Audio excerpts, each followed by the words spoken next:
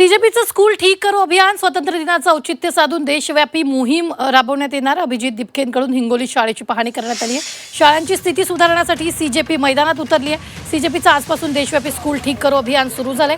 ग्रामीण भागातील सरकारी शाळांची दयनीय अवस्था सुधारणं आणि विद्यार्थ्यांना शहरांसारख्या मूलभूत सुविधा मिळवून देणं हा या अभियानाचा मुख्य उद्देश आहे। सीजेपीचे सदस्य गावागावात जाऊन शाळांची पाहणी करणार आहेत, तसंच शाळांमधील स्थिती सुधारण्याबाबत विनंती करणार आहेत। सीजेपीचे संस्थापक अभिजित दिपके यांनी हिंगोलीतून या अभियानाचा शुभारंभ केला। तर अभिजित दिपकेनं आपलं मूळ गाव संतूक पिंपरीत जाऊन शाळेची पाहणी केली आहे। या ठिकाणी अभिजित दिपके स्वतः तुम्ही बघता ते आता खिडक्या फुटलेल्या आहेत। मी मुलांना विचारले कधीपासून खिडक्या फुटल्या आहेत, तर 3 वर्षापासून खिडक्या फुटलेल्या आहे म्हणे। आता जर इथे एखाद्या मुलाचा हात लागला, मुलीचा हात लागला, हात कापल्याने जाणार का?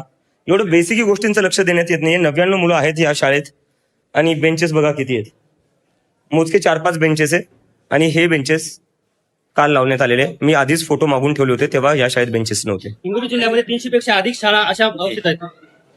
तेच आता हे कधी पण अवस्था राहणार आहे। देशाला स्वातंत्र्य होऊन 80 वर्ष होत आहेत, पण त्याच्यानंतरही सरकारी शाळांची एवढी खराब अवस्था म्हणजे असं चालणार नाही ना देशात।